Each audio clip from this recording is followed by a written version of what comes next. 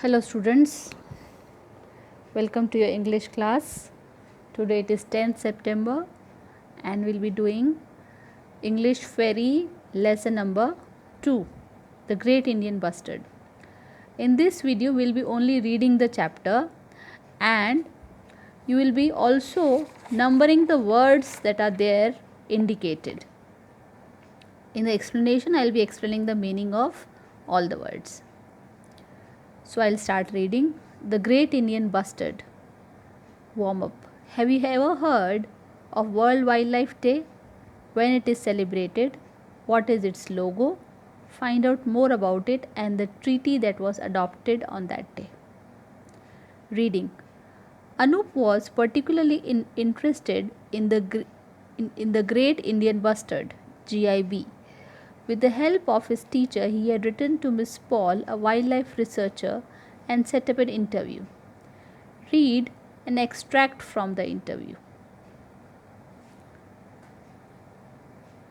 Does the Great Indian Bustard live in forest? Anup says. Miss Paul, far from it. In fact, this bird lives in wide open landscapes which have sparse grasses and shrubs. It spends most of its time on the ground searching for food. Its long legs and front-facing toes help it to run fast. Although it is usually seen striding or running, it also has strong wings and can fly well. Anup, I have read that it is the heaviest flying bird in India. Is that true? Miss Paul, indeed. At about 15 kg, it is the heaviest flyer in India, but not in the world. The world record is held by a relative, if we may call it so. It is the Kori bustard, which is found in Africa. The Kori often weighs more than 18 kgs. Anup, what does the GIB eat? Miss Paul, the bird's diet varies according to the season. The bird feeds on grass seeds, agricultural crops such as groundnuts and millets, as well as insects such as grasshoppers and beetles. It also eats rodents and lizards. We may term it as an omnivore. As it generally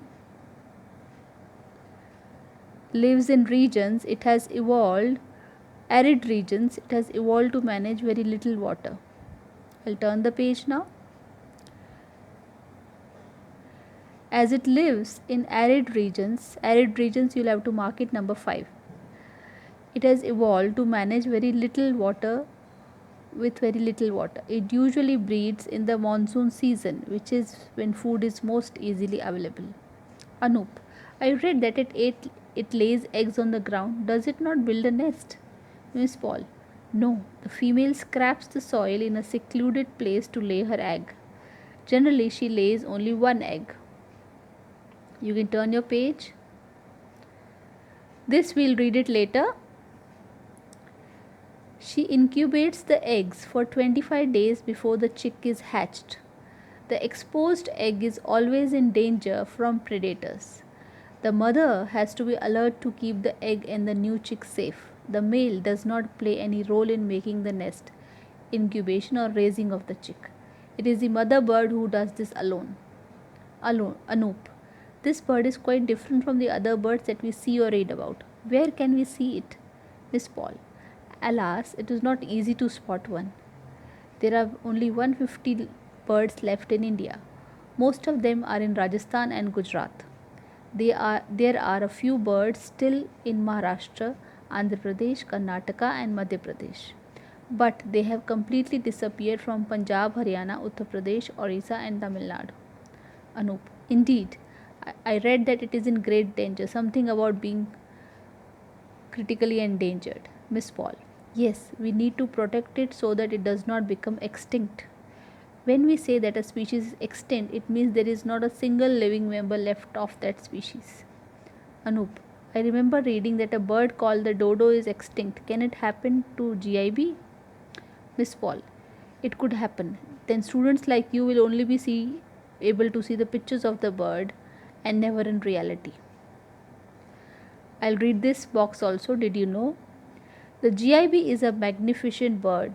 It is about 1 meter tall. Its wingspan is more than 2 meters. It's mostly brown in color with a light colored black crown and neck. Males have larger black crowns and a black band across the breast. Although they resemble ostriches or cranes, most recent research shows that the bustards are more closely related to the cuckoos.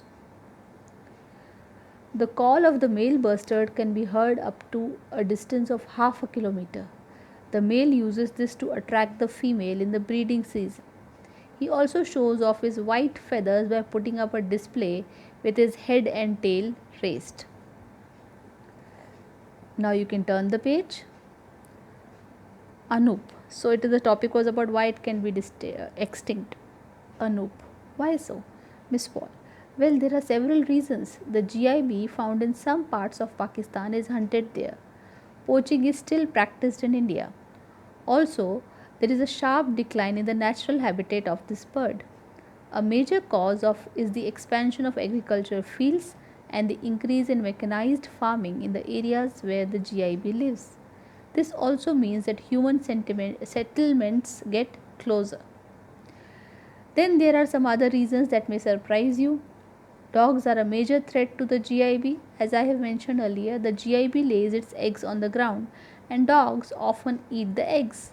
Sometimes a GIB may simply dash against the high tension electric wires planted in its habitat and gets electrocuted. It may also be hit by fast moving vehicles. Anup, is there anything being done to protect the GIB from these threats? Miss Paul, protecting any species requires joint efforts by research institutes, scientific organizations, government departments, and NGOs.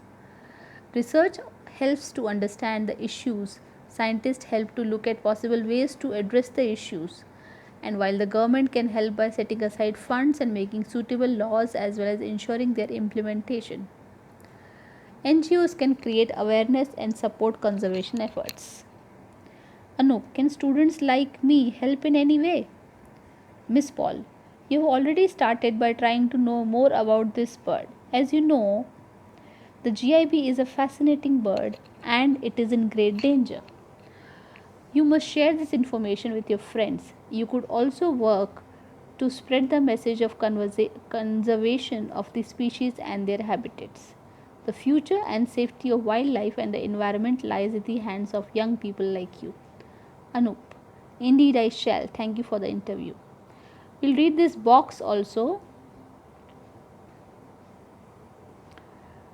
IUCN, the name was mentioned here in the lesson, International Union for Conservation of Nature. IUCN is the global authority on the status of natural world and the measures needed to safeguard it. The IUCN Red List helps us to understand at what level of a risk a species is. As per the Red List of 2011, the GIB is a critically endangered species. This means that it faces an extremely high risk of extinction in the wild. Now we'll be reading about the authors also. Okay, so this finishes your chapter. Authors, you can read it on your own. Authors are Meena Raghunathan and Mamta Pandya. Thank you.